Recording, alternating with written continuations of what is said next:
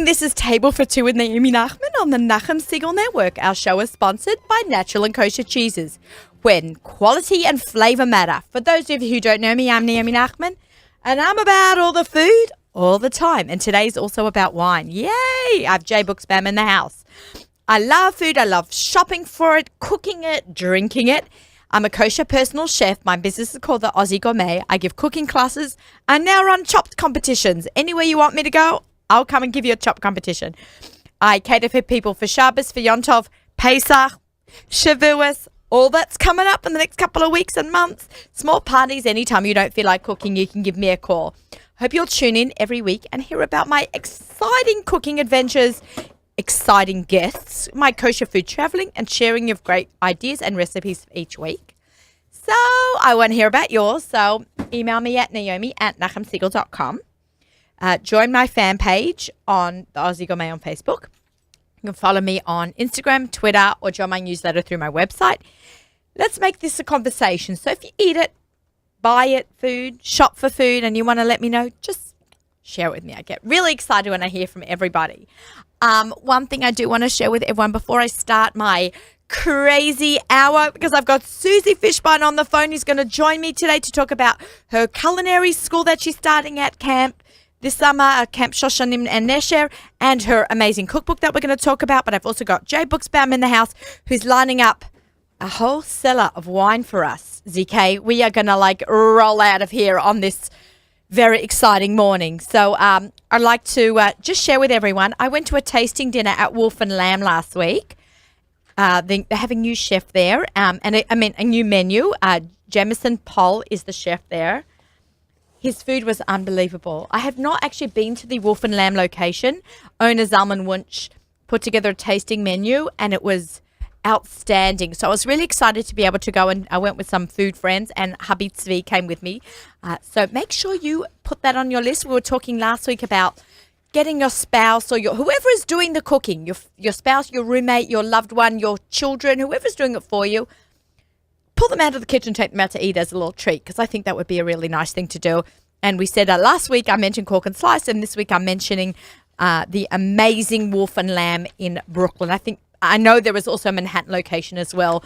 Maybe for the New Jersey people, the Manhattan location might be easier, but the Brooklyn location was lovely, and the ambiance was beautiful. So I just want to welcome my friend Susie Fishbein. Hey, Naomi, how are you? Good, how are you? I'm really excited. Pesach is a week away. It's insane. I hear the adrenaline in your voice. I know, it's crazy, right? I love it. I don't know, I write for different magazines, and Chani Nyman, editor of the Mishpacha magazine, said to me, Naomi, write me two lines about Pesach. And I wrote that I love Pesach. I love the Pesach panic, the adrenaline rush, the preparing for Pesach months in advance, and recipe testing.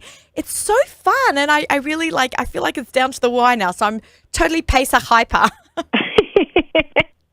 So and I get to leave to the Doral in a couple of days, so I'm excited for all the cooking classes there. But yeah, I had to come in and do my show with you. I was really excited. Excellent. And I know you're super busy now. A new book, your last in the series, and we got to talk about it, and then we'll talk about camp in a little bit. But excellent. How do you feel? Very busy, doing a ton of cooking shows, some Pesach related, some not Pesach related, some they just want to see things from the new book. Right. But, really on the go. Yeah. It's now I think I said on the radio last week that you had done 9 kosher by design, and the 10th is really the kosher palette, the first one, right? Did I get that right? So right, 10 cookbooks. 10 books. How many other authors do you know that have written 10 books? I don't know. You may be the first in the world. I don't know if Ina Garten's written 10 or Martha.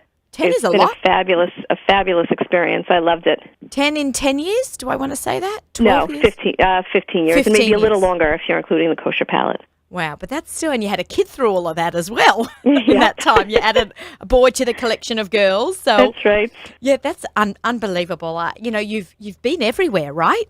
I have. I've been in almost every one of the 50 states. I travel in Europe, and I lead a culinary tour of Israel in February. Wow. So that's kind of culminated this last book, right? Well, that was exactly what the inspiration was for this book. When I work on these culinary tours, I do a lot of preparation in advance of studying and of preparing and preparing classes that I give in the location that we're at. So that became the initial seeds that were planted for this book. And then when I go to the places and I work with the local chefs, I learn a ton. You and I are always talking about how, there's so much learning on the job that happens in this kind of career with all the people that you're exposed to and you meet, and you're always learning and your ears are always open and your palate is always open. So that was exactly what the inspiration was for this book, of being outside of my own kitchen and my own ideas and my own head and being inspired by other people and other places.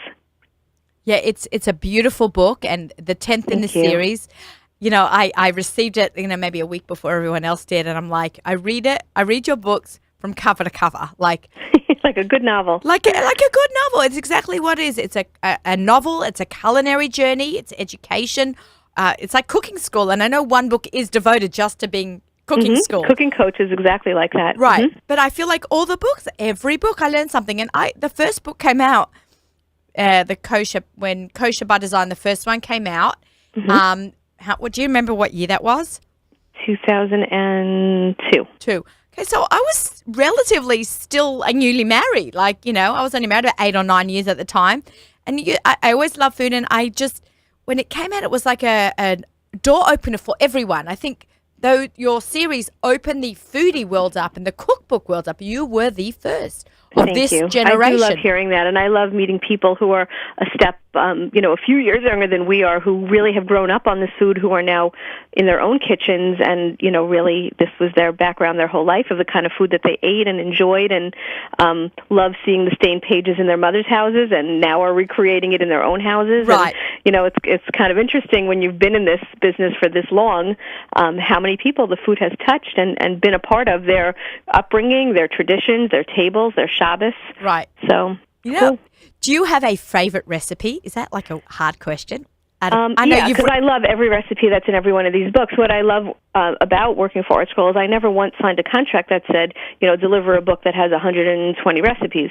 When a topic is complete in my mind and the recipes are all fabulous, that's the book. And whether it's 113 or 115, that never mattered. If it was great, it went in the book, and if it wasn't, it didn't. So every there's not a recipe in any of these books that I feel anyone could open and fail at. I feel like everyone is foolproof, and each one is really delicious. And I'm not just saying it because it's you and we're on the air and everyone's listening.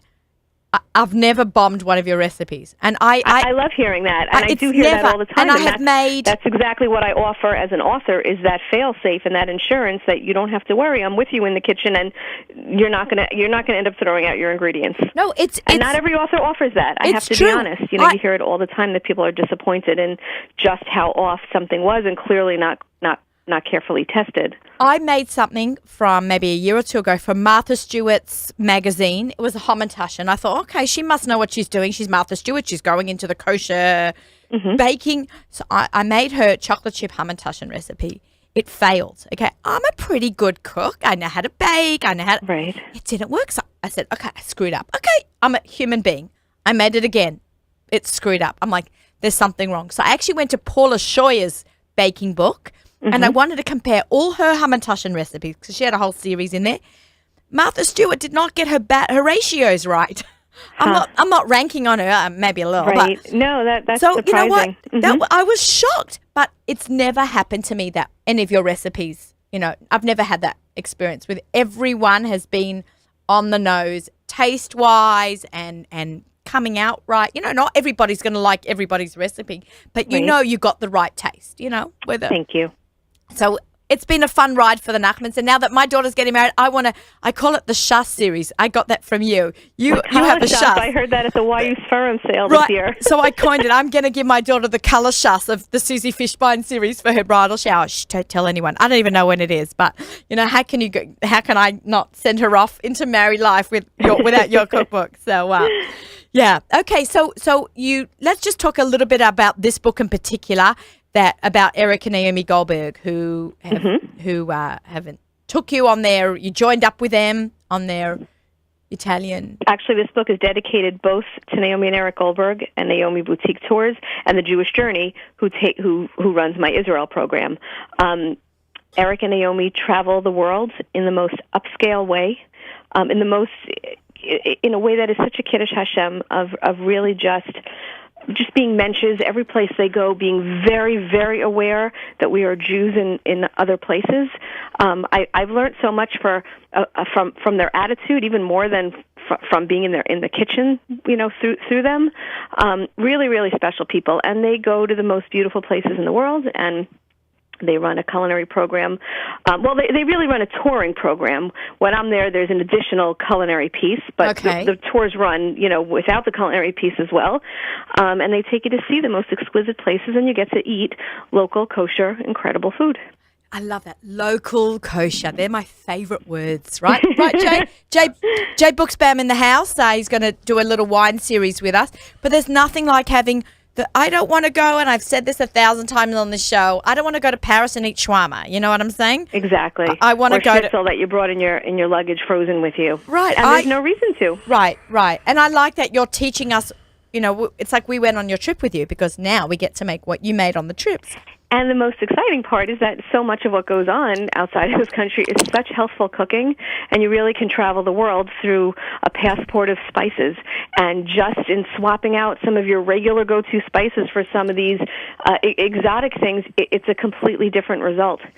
So I think people are going to find these to be easy, healthful, and just something really different that they're not used to. I love that you have Ras El Hanout in there. I believe, is that a Tunisian blend?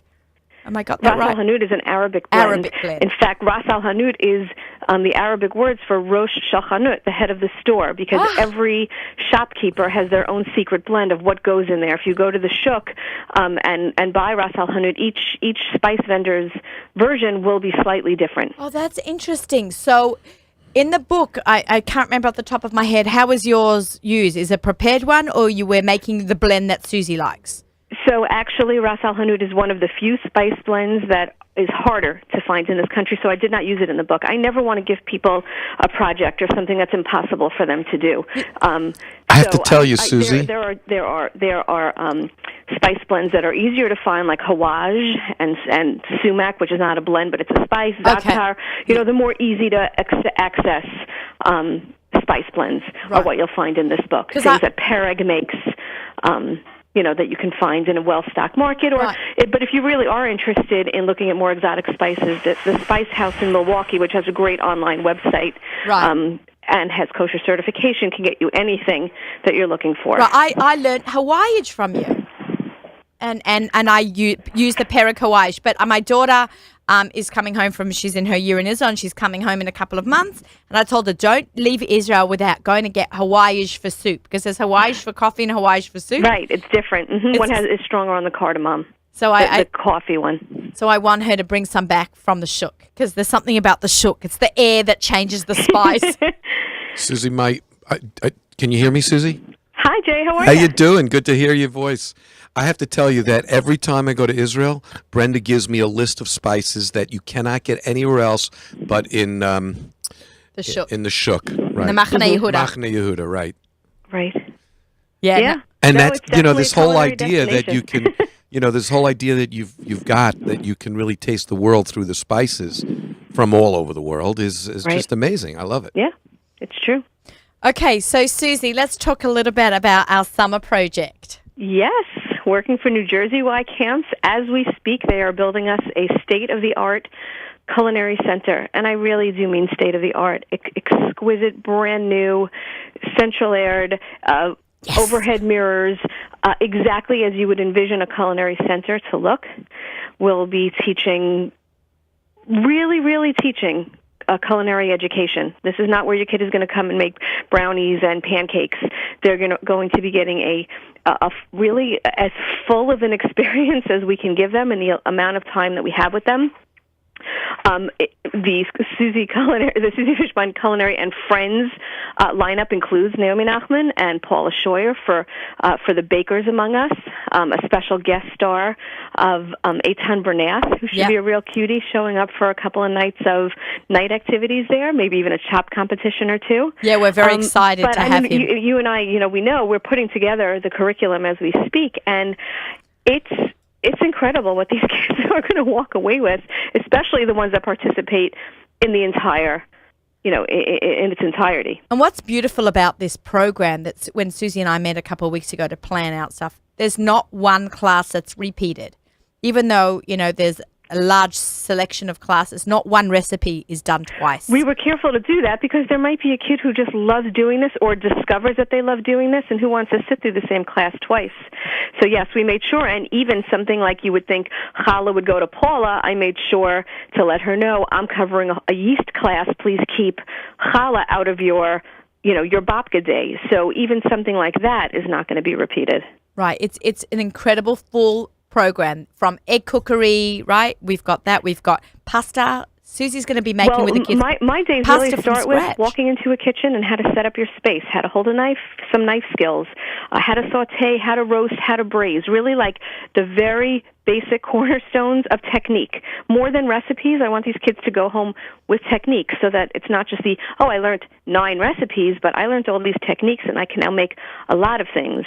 But then there'll be classes on appetizers, on homemade pasta, on how to put together a brunch, on homemade pizza, on summer bounty like corn chowder and pesto and bruschetta and a whole day of yeast. We're thinking of maybe doing homemade mozzarella cheese making. That is so Israeli cool. Foods, after school snacks. You're covering things like sushi and fish tacos being your love of seafood. You're doing a Mexican day, an egg cookery day. I mean, it's just what parents would pay to attend this culinary center. I cannot begin to tell you, and I can't begin to tell you how many people go on my fan page and ask me if they can come up even just to wash our dishes, just to be in on it. And then that's not even touching anything that Paul is doing, which includes cookies and cakes and tarts and pies and plated desserts and the Jewish specialties like rugelach and mandelbread and babka, and really full itineraries, where these kids really can go home with some skills. And for the kid who's just mildly interested, they'll go home learning a couple of nice recipes, and that's cool also. You're talking about kids of a very young age. You don't know who you're going to turn on to something, and someone who just might like it and just might enjoy the experience, but don't want to make their whole summer about it. Right. Absolutely. Let's explain how it works within the camp. So you have to sign up for Nesher or Shoshanim, correct? Yes, you have to be a camper in one of those camps. So make sure you sign up. You can look at NewJerseyYCamps.org, I think. Is that .org? And then you sign up for the camp, and then you get to choose to come to the culinary program within the camp. Exactly.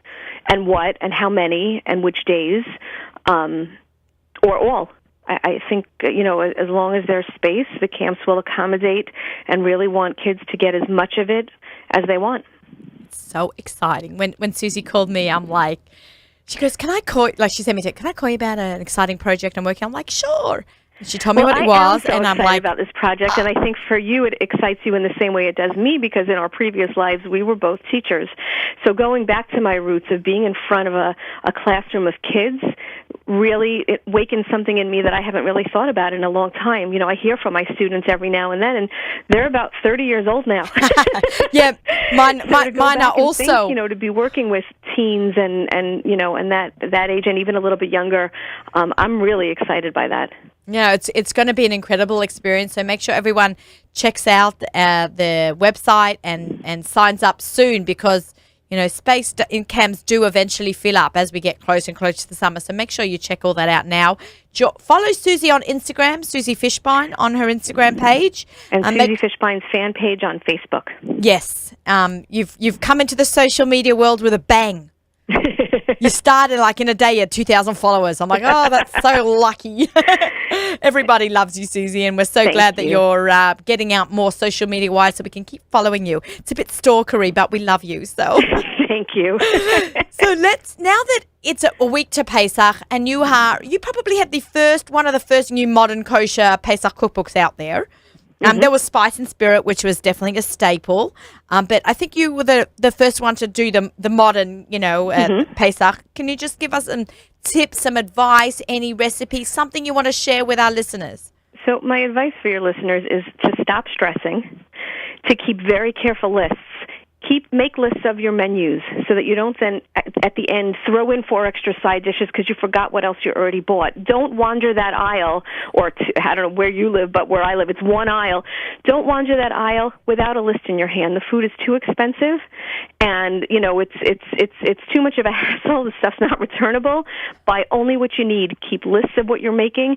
Know that if you add up all of the eggs, the first year that I made Pesach, I bought 2 dozen eggs, and by the end of Pesach, I had kept track. I had used 90 eggs. I mean, I had made 2 seders for 25 people each, and then all the middle days. And so the next time I made Pesach, I knew I need 90 eggs. So I started off in Costco buying 90 eggs. Yeah. I knew that I had overbought, and I knew what brands of ketchup my family liked and didn't like, and I knew that they didn't like any of the cereals, and so ditched those this year because they're too expensive to buy to throw in the garbage. So the more detail you are in your list keeping, the better off you'll be. Maybe not for this year, but certainly for the next time, but even for this year, because if you get your recipes, you take them out, you make your shopping lists so that you're consolidating. I need a half a cup of mayonnaise for this, I need half a cup of matzah meal for that, and you add it all together, then you don't just go out and buy 3 boxes of potato starch. You know exactly how much you need so that you're being an intelligent shopper, both for the storage and the finances and the stress level. And then also just keep in mind that on Pesach we're eating the way that we always want to be eating all year round. You want to be heavy on the protein and heavy on the vegetables. And really all that other stuff, you may or may not choose, to eat that way, but you don't have to stress over it. Right. And move, walk, drink water. And wine, of course, Jay, of course wine. But lots of water. Well, Jay, if you have your menus, then you also know what kind of wines you need, because you can look at the ingredients in the recipes and then match your wines appropriately. You're inspiring me, because as you're talking about how important the lists are, I'm writing notes like, tell people how much wine they need per the amount of people they're going to have and what kind of wines they need. That's a great tip. Because, as much as I'd love to sell people more wine than they can use, the fact is that it's not inexpensive.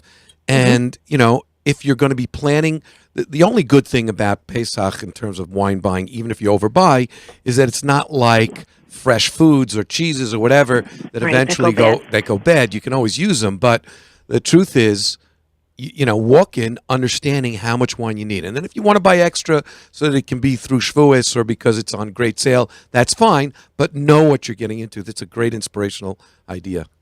But if you really are a wine person or want to be one or have guests coming who would appreciate good wines, take your recipes in with you to the wine stores, especially the kosher wine stores that really specialize in these wines.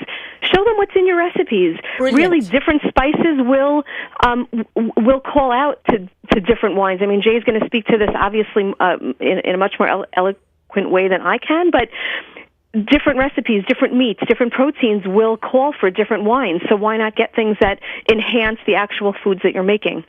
I love that, Susie. That is a brilliant idea. I never thought about taking my recipes to the wine store. I go to Chateau de Vin on Central Avenue. A shout out to them. Faye Elephant is amazing, and her boss, drawing a blank. You must know his name. Moshe Fink. There you go, Moshe Fink. A shout out to you. But they know their stuff, and if you're in the 5 towns or wherever you live, that's a great idea, Susie. I love that. Jay, do you educate store owners as to what's in wines and what? Absolutely. You do. I think you're right on the money. Not all stores are the kind of stores that that can respond to that, but many, if not. Bottle King is not one. I mean, I'm sorry to try. Well, I don't know. Definitely the kosher stores. I won't address the specific stores, but most of the kosher stores, especially the Shomer Shabbos ones, they're are really very into with it. The wines that they're carrying. They're really into it. They know what people like. That they'll get responses from their consumers after Shabbos. This went great with the cholent. Right. I'm not sure this went so well with the chicken that I had, blah, blah, blah. And over time, they accumulate this knowledge and ask them to share it with you. Right. And it'll be great. It'll really be great. Your sunglasses are on. Lovely. Jay? Yes. How are you? I'm good. Okay, Susie. Can you hear us? I can hear you. Okay, great. Sorry, it just crackled. I couldn't hear. I'm sorry, Susie. Okay, thank you so much for joining us. Have a happy Pesach, everybody. Thank you. Same to you. And enjoy. Hatzlacha with the new book, kiddo. Thank you. Can I ask? It's none of my business, but I'm just curious. How many books over the years have you sold? Over 500,000. Wow. Thanks for asking. So I'm allowed to ask. Okay, good. Yeah. That's amazing. Over 500,000, which is a tremendous number by any I mean, just think standard. about it. You know, the observant Jewish community is, I don't know, a million people, and that includes, something like 1 million people at most in America, and that includes men, women, and children. So if you sold 500,000, that's like crazy. I know. It's just unbelievable. Well, it definitely crosses. I mean, my next 4 shows are not to Orthodox groups, conservative groups, Reform groups. They love this. It's such a sense of pride for them. Pesach in particular is a very, very well observed holiday. Right. I think the statistic is more people observe Passover on some level. I mean, it could be bagels at their table, but they observe Passover on some level than any other holiday, including Rosh Hashanah or Yom Kippur. Absolutely. That is definitely the statistic, and Really? I can tell you, I'm surprised. I can tell you that is reflected in the wines. Yeah, you see that Interesting. on your fan answers too. Right. That's cool. Excellent. And they love these books because they're not intimidating and they're not, they're on everybody's level. Yeah. So true. I wish you were with us to drink here, Susie. me too. I'll lift a glass to you guys in a l'chaim from my house. Meet you back in Bayonne. We'll give you something to take home. Thank you. Bye, everybody. All right, Have a great bye. day. Thanks, Susie Fishbein, joining us from her home in New Jersey. This 1 week countdown before Pesach. Jay Buchsbaum in the house. Isn't it so great to talk to her? Oh, I love man, her. She's great. She's got such enthusiasm, such excitement. Like you'd think, 16 years later, she started in 2000 approximately. Yeah. What she was starting to saying. write this stuff. You'd think that, she'd be a little bit out of gas. She's got more gas I know, than ever. because she finds different projects, and when to do this cooking program with her. When Susie calls you to do something with this you, why thing, you run. camp. I ran to her. I was about to say, why don't you include a wine component? And then I realized it's kids. It's kids. No, They're they're underage. under 21 or they're under 18. Like in Australia, you can drink at 18. In Israel, too. And 8, I think. If you can walk, you can drink in Israel. That's what just told me. But, Jay, we've got half an hour to try all that wine. Well, I don't know if we're going to get to try all of them, but I brought them as a kind of, take a look. Okay, And we're gonna try have a look. few. See. Okay, let's just take a little picture of all the beautiful wines that Jay's brought to the studio today on this beautiful morning. We'll have a l'chaim for Pesach. Okay, what do we start off with? I'm going to let you start. I brought a varied group of wines from all over the world: Spain, Italy, California, New York State, France, etc. So the reason I did that, and I also brought a total varied group of wines in terms of their alcohol, their color, their heaviness or lighterness, complexities, etc. And the reason I did that is because I want people to understand that, even though I might love a ridiculously magnificent Cabernet from Chalk Hill, let me just take this off. That's you a can see beautiful, this, right? but it comes wrapped like that? Yeah, it comes wrapped like that. Is that a fancy one?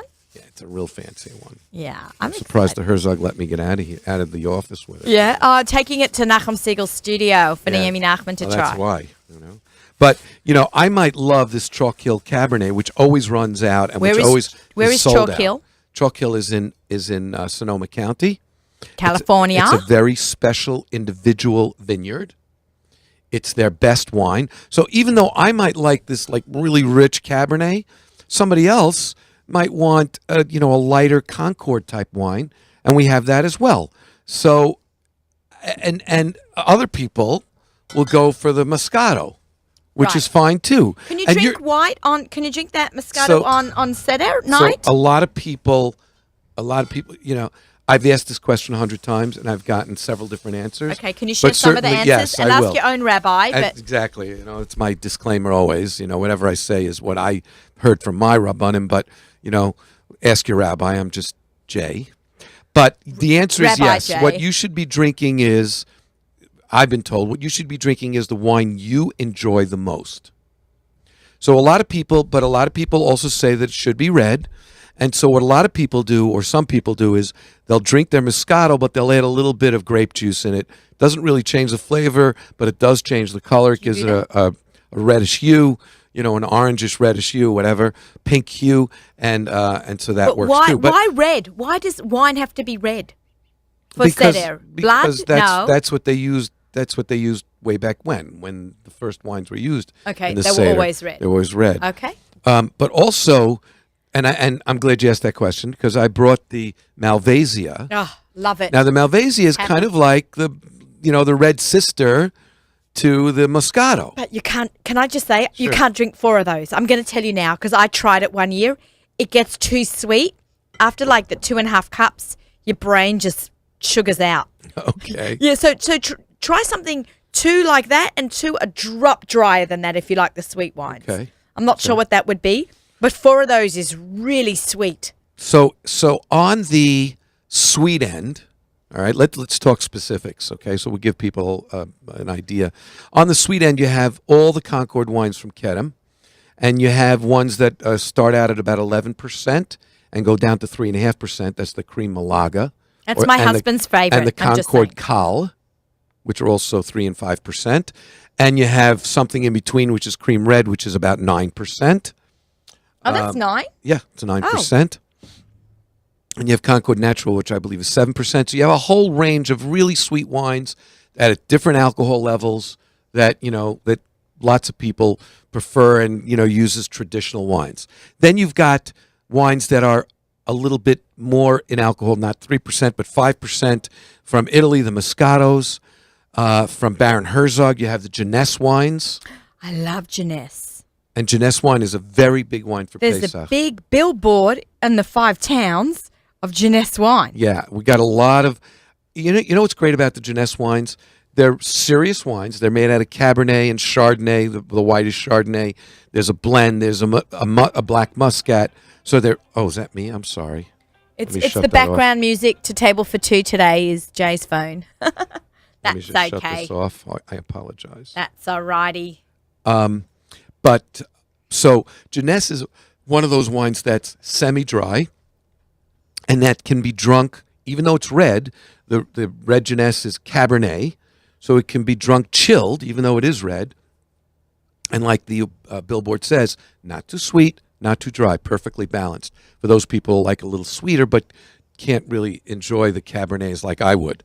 And then you have, and of course, this Chalk Hill is $60, $70, $80, $90 sometimes, whereas the Baron Herzog Cabernet, all right, which is delicious and comes from their own, well-managed vineyards in Paso Robles, is around $12. So, California? Yeah, California. Okay. And then I chose some wines from, I chose a wine from Spain, actually. It's from LV, but it's called Clomosora.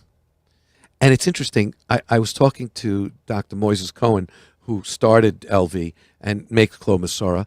And in the cellars where he, I guess, accidentally started making it just because it was beautiful and it was a great place to grow wine and had great vineyards, he found a archway underground in the cellar with a chiseled out area with a mezuzah where a mezuzah used to go. So they've been making wines there for a long time? They've been making wine since before the, what do you call it, the Jews were expelled from Spain.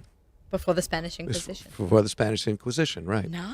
So, and that comes from that same area. Some of these wines come from vineyards that are over 100 years old, certainly 70, 80, which means the wines are more intense and rich and flavorful. Because the ground, the terroir, the soil is rich? It's no, because if you ever, as a kid, I'm sure we've talked about this, but as a kid, if you want to know how old a tree is, you cut the rings. You cut the rings. Why? Because every year there's a new bark that comes on the outside. So what that means is, and the foliage that comes out of that tree as it gets older is, is kind of thinner because or higher certainly, because not as much water gets through. It's only that little center piece.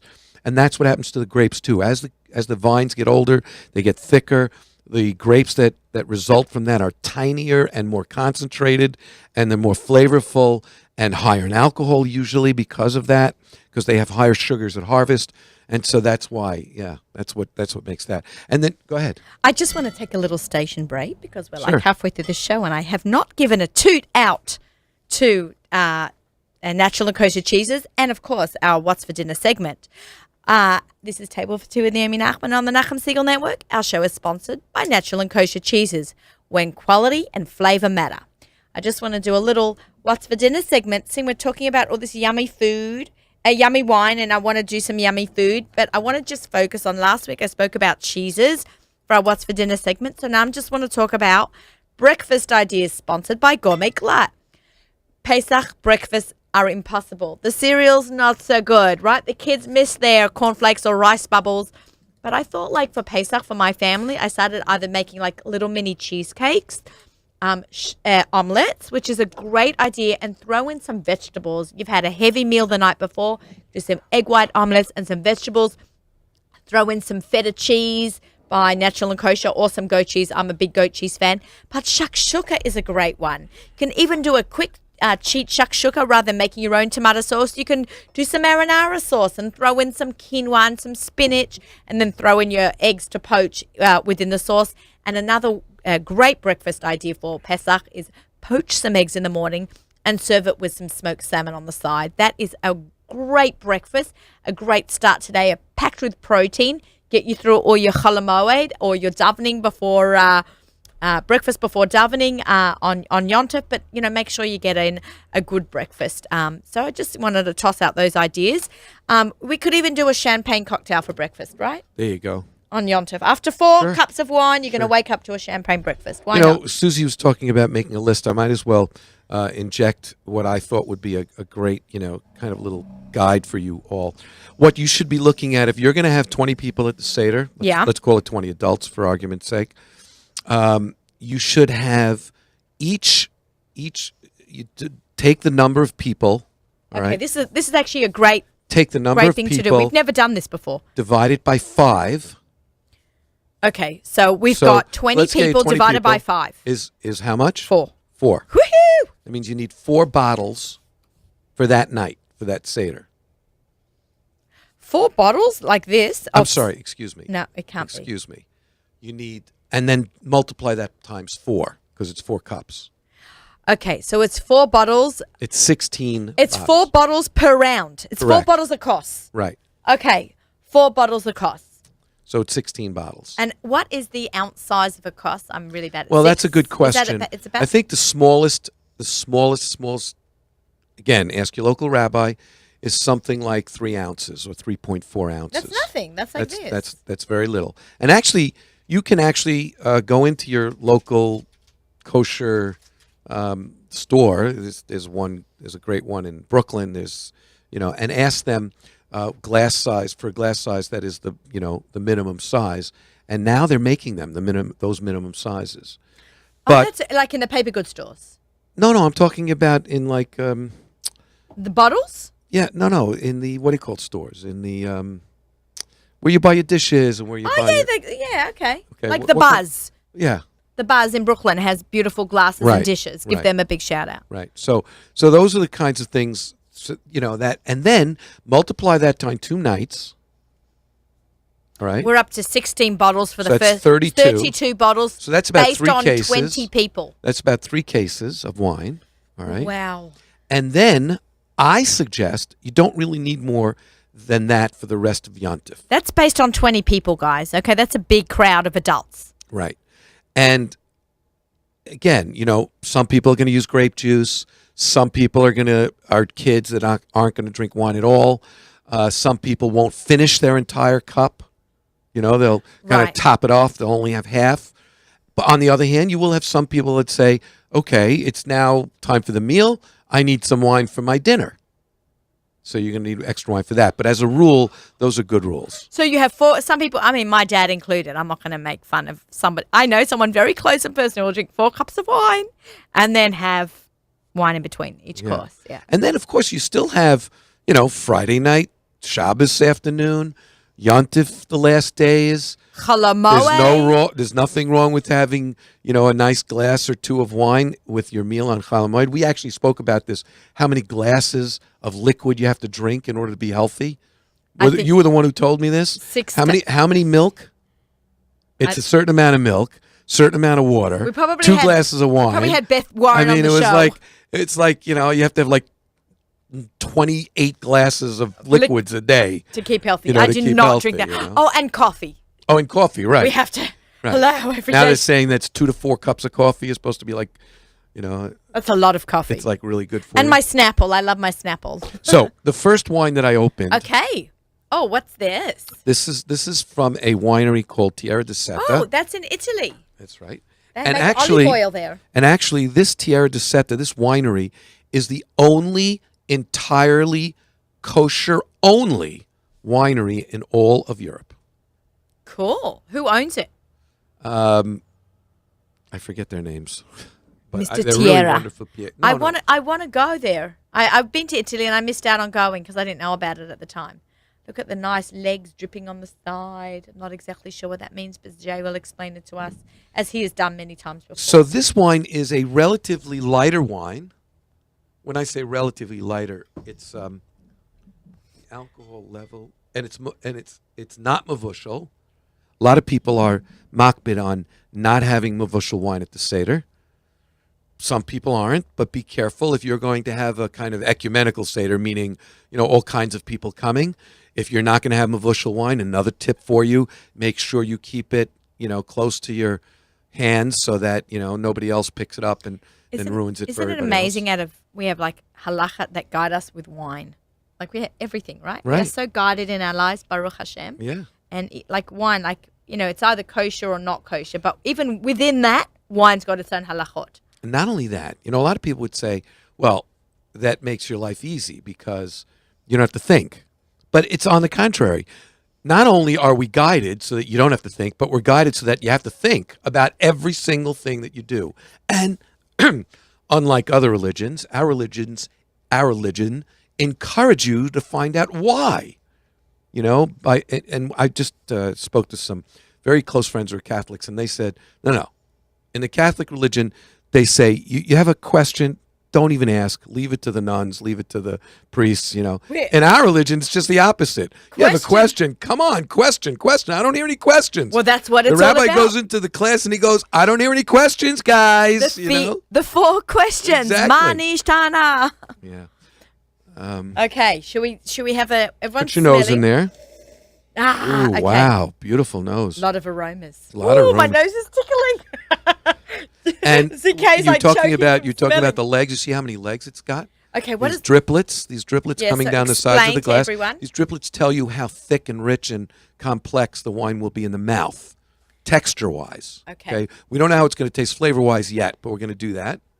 We're And not- do we have a? Let me get an. What would empty- you like? I have Empty cup. I have 2 cases of glasses from the Kosher Food and Wine Show. This is my collection from you from over the years. Okay. Okay, I have 2 cases now. Okay, I have to make a bracha. Baruch atah Adonai melech haolam borei pri hagafen. That's Jay slushing, not me. Don't think me rude. This is very dry. Very dry. Very dry. And actually, tell me if you feel what I feel here. The tannins on your gums. Very hot on my tongue. This wine should be open for at least a couple of hours before you drink it. It's really dry. Oh my God. No, All right, now let's yeah, go. it's like all up here. The tongue and your gums. That's really weird. Okay. And here's a wine. The next wine I'm going to open for you. Okay, we need like a dumping cup. Well, here, you can use this one. I'm Okay. using this. Was that too dry for you, Jay? I think it needs to open up, yeah. Yeah, let's dump that in here. ZK and I are dumping our wines. I have like literally 2 cases of glasses. So that wine is a very well-regarded wine and very highly rated wine, but it is too youthful right now, and I think it needs to open up, and so you should open it up before for a couple of ZK is hours. still like working through that.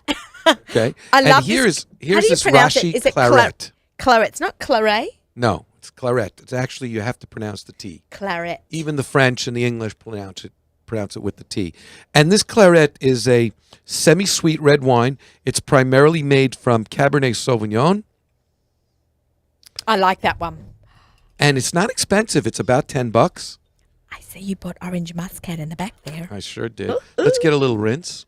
Okay, what do I do with this? I just rinse Just it? rinse it and dump it in that. Okay, ZK, rinse give cup. us your cup. Would you mind? I'm dumping. Yeah. Wait, that's yours. ZK, give me yours. So we're going to take care of everyone here. I think he needs a little rinsing first. Okay, ZK, I'm going to rinse, and then I'm going to rinse it for you. Can you explain what the rinsing does there? Yeah, it clarifies the wine. This is only 10.5% alcohol. Oh, it's only as 10 opposed and a half. to what we just had, which was 14% alcohol. Oh, God, that was the weirdest one I ever had, I got to tell you. Okay. I'm a big fan of those guys. Tierra Setta. Their olive oil was outrageous, by the way. Now this one, you can actually love smell this the one. cherries on it. You know, Yeah, you can actually this is smell good. the I've had this many times. blackberries, cherries, or red raspberries. Not black raspberries, but more like red raspberries. How long do we have to swirl for? As long as or as little as you'd like. Ah, that's a good one. Okay, ZK, I'm watching. That's a spit one. Okay, Jace, are you going to spit? What? Jay's going to spit. For those of you watching us, I'll block the camera. No, it's actually polite or something. It's not impolite. Let's put it that way. Nice and fruity. It's nice, and fruity, but it's also got some tannins. Do you feel that? A little. Yeah, you feel a little, not like the last one, but you feel it a little bit on your gums, which means it's a serious wine. But it's a serious wine with a little sweetness to it so that everybody can enjoy it. This is my kind. It's far lighter in alcohol than your 12 or 13 or 15% alcohol wines. Cool. We're going to open up. I don't know how much time do we have? Oh, we have plenty of time. We have 14 and a half minutes. Oh, wow. Okay. There you go. ZK's the best engineer. He keeps me timed I'm right. going to pick a wine. I've never seen that. One of my favorites. Flam. Now, Flam comes from an area. I just got a call from a retailer who is Jewish, but very, very big retailer out in the Midwest and in the South and in in other areas of the country that have many chain stores. And he said to me, Jay, I want you to give me wines from Yehuda and Shomron. And I want to put big signs up. And remember, this is not a religious man. I want to put big signs up. This is our position on BDS. Awesome. I love it. We sell Yehuda and Shomron wines from Israel. It's not only BDS, it's which is against Israel. It's the settlements that they're supporting. Well, that's what I'm saying. I love it. So this wine, fortunately or unfortunately, does not come from the settlements, but it comes from Har Yehuda, which is an area that is adjacent to Yehuda and Shomron, and this is called Flam Classico. I haven't seen you in a while, Jay, but I went to Shiloh Winery. Oh, you did? Oh my God, Amichai took such good care of us. He gave us Do you know that Amichai is leaving today? Oh, He was in town. He's been here for this since the like wine a month. show. Yeah. He took 2 weeks vacation with his wife. Oh, okay, good. Which he deserves. He deserves. He works so hard. God, but we he went to works the so winery and we had wine out of the barrels, which he sucked out with it. It was amazing. We had such a good time. And one of your crew was there. Adam was there. Adam, sure. Adam was with us. We just happened to have seen him there, and someone from who lives in Hashmonaim. I can't remember his name. Okay. He also sells wine and makes wine in Israel. So okay. we had a great time. Let's. Okay. No, give me that. Oh, dump. okay. We're dumping. We're dumping. And we're rinsing. Dump and rinse. Dump and rinse. This is fun on Table for Two right here. Just take this. On the Lower East Side, 1 week before That. Pesach. We're having our wine education. Okay. Dump that. Oh, ZK's Rinse. really into it. Now we're going back now to a drier wine, hopefully, not as tannic, much more consumable. No more tannins. No more tannins. This is a 13. Did you bring any white? Oh, you did. You bought the Muscat. Okay, thank God. Well, I bought also the Bartonura Moscato. Oh, yeah, beauty. See, this smells great, too. In a different way. Too dry for you? Oh, my God. My tongue has been stripped from tannins. No, this is nice. To me, this is really... Okay, I'm going to... How high in alcohol is this? What? How high is the alcohol in this? The alcohol on this is 13.5%. Are we going to... Is ZK going to be able This to is drive quite, home? quite a bit higher than what you just tasted. Don't get drunk on me. We got to end the show in like 11 You minutes. can tell by the smell, Yeah, that was a bit too high in tannins for me. All right. Well, I love it. I think it's great. It's also got great legs, too. Yeah, I can see it. Like it's rich. So the faster it goes down, the maybe No, the not more as legs. rich. The more legs. The more yes, legs. The It's not- faster it goes down is not as rich. Not as The longer rich. it takes and the more legs it has, You know what's it means the thicker a it really is. popular red wine, and maybe this is something that's sweet and dry at the same time. That's maybe after you've had 2 Malvasias, you can have the Zmora. Zamora, yeah. It's sweet, but it's dry red wine at the same time. Also great people. Oh, you know what I did this year? I'm obsessed with that wine. You know what I did this year? What did you do? This was fantastic. Okay. I was a couple weeks ago for Purim. For the first time in my life, I was in Israel. Oh, really? I went. I had 2 Purims Oh, because I did Purim in Chashmonayim with Adam, oh, which that's was lots of hilarious. Okay. and then the next day I went to my cousin Ellie Meir Scheineman in Yerushalayim. Yerushalayim, and My I had daughter another was- Purim, and I went to 5 different sudas. I love it. 5 different. Could you sudas. walk a straight line? Was Brenda with you? No, I was all alone. Oh. But she's Well, great. you were never alone when you're in Israel. That's right. That's right. Yeah, my daughter But was you in know what's Israel really for Purim. nice? She thought it was so weird. You know, it's really nice. What's really nice, and for me, this is a lesson about Jews, and especially about Israel. You know, Saturday night before I left after Purim, I was leaving Sunday morning.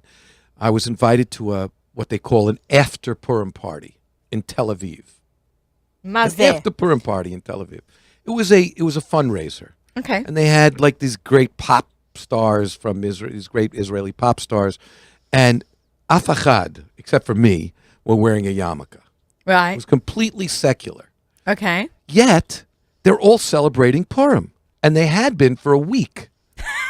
My point is, and I told this to the guy who invited me, and by the way, the entire thing was kosher under Rabbanut. You know, you can Yeah, great. you can Rabbanut. decide whether you want Everyone should make the decisions for on themselves. But the point is that in America, where it's not dissimilar to Israel, where 70% or more of the Jewish population is not affiliated or secular, okay?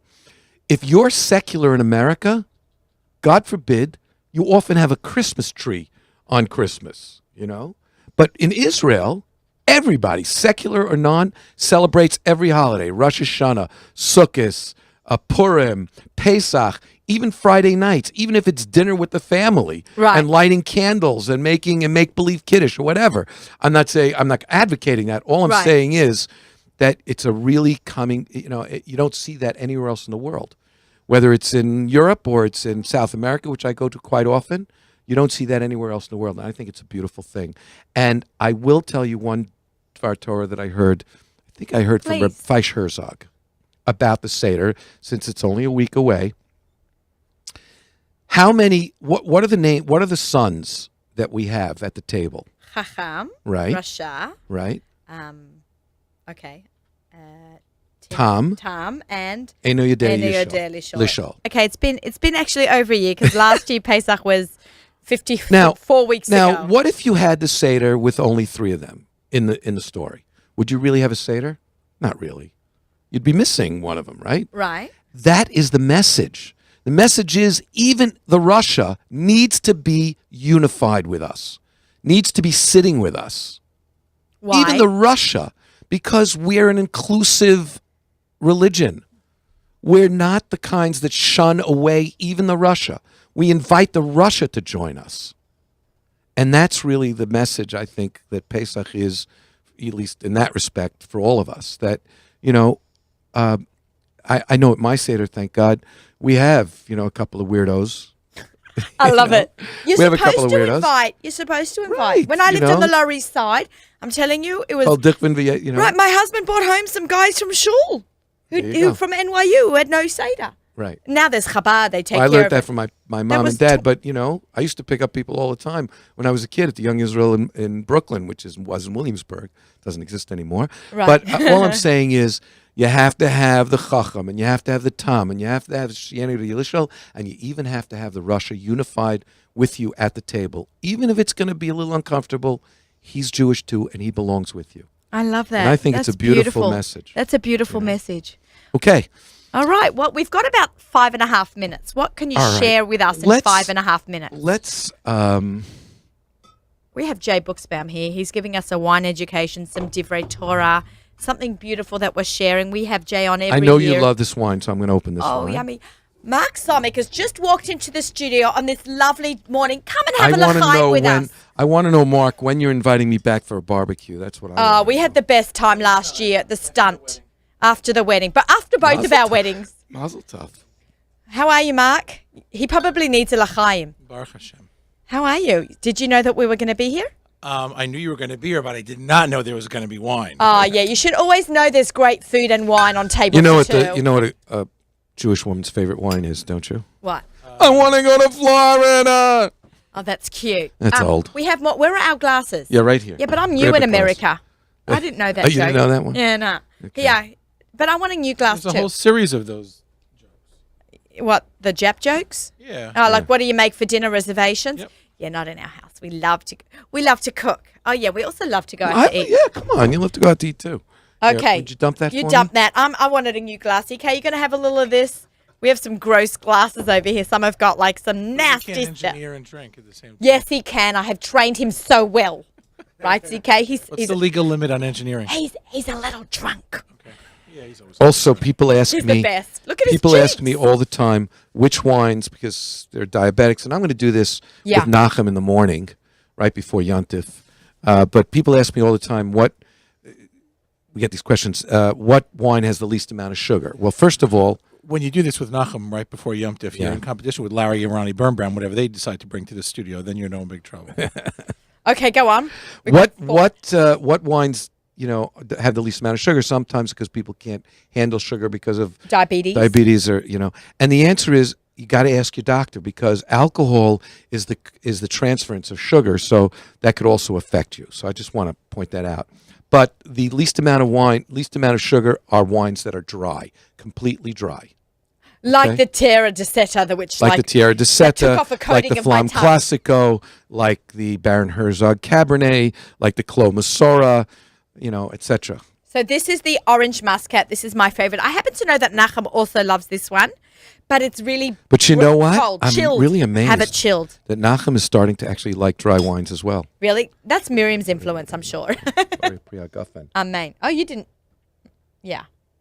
I spit before. Oh, now he's drinking. Right. Got to only make the bracha if you're not spitting. That's so interesting. Right, of course. You Okay. can't. I mean, if you're not going to swallow it, you don't make Right. the bracha. I It's never actually a thought about bracha that. levatala. I've never actually spat my wine out because I'm Australian. Why would you spit wine? Okay. So Well, if you're going to, this Friday, a couple Fridays ago, we had a tasting of new wines. Isn't that delicious? I love this. But it should be much colder. What's Yes, nice about yes. this, even though it's sweet, it's got, lively acidity to it. It's got kind of like almost a little lemony juiciness to it, right? I love it. Isn't that great? Stands up, kind of balances it out. Yeah, that was awesome. I love that orange muscat. I also happen to like So, the black muscat. When Finish up, Susie teach finish us. up, Susie was talking about telling your wine seicher what kind of foods you're going to have, but you also have to keep in mind not only what kind of foods you're going to have, but what kind of people you're going to have at the Seder. Because some people, and you know who they are, some people are only going to like sweet wine, some people are only going to like dry wine. So think about both what food goes, what wine goes with the food, and also about what kind of people you're having. Right. Have the sweet stuff, have the dry stuff. It's not going bad, it's wine. That's right. That's the nice thing. You can extra buy. By the way, everybody's got crazy sales. Go, go, go. Get it now, because next week or the week after, all those sales are going to be gone. Right. And now's the time to stock up. You know what I love? That, I live in a big Jewish community and I have a wine store around the corner. I mentioned Chateau de Vin on Central Avenue. Great. But if you do live out of town and you don't have access to all these amazing kosher wines, kosherwines.com. My friend Yosef Silva runs it. You can get some wine from him and they drop ship it straight to your house. It's fantastic. Very reasonable price. They've signed up for their emails. They've always got great sales. So if you live in a neighborhood that does not have, we have listeners in South Carolina. I don't know how many kosher liquor stores they have near there. Not but many. Yeah, so it's really nice. Yeah, to- and in New York and New Jersey, you don't really need that kind of service. But, places like Carolina and Minnesota. But right, and I've actually called up. Sometimes it's hard to park in busy season in Jewish neighborhoods. I've actually called up, placed my order over the phone, pull up, and they will load your car for you at Right. Chateau de Vim. Right, there you go. Or wherever you're shopping. This has been a very exciting show. We had a guest with us. Mark Zomick just popped in the studio this morning, so thanks for coming back. We'll let you know when our next wine show is. Jay Buxbaum in the house sharing some fantastic wines. And, of course, we had the amazingly super talented Susie Fishbein on the show talking about her amazing cookbooks. I just want to wish everyone a Chag Sameach. Thank you so much for tuning in every week. This is going to be our last have a live great time at the news hotel. show. Yeah, I'm super excited. And everyone should have a great Chag Kasher for Pesach Sameach. And we'll see you back in May for some brand new shows coming up right here on the Nachum Segal Network. Our show is sponsored by Natural and Kosher, where quality and flavor matter. We got music up until Lechbenching, sponsored by our friends at Kerem. Yes! Chag Sameach. Mwah.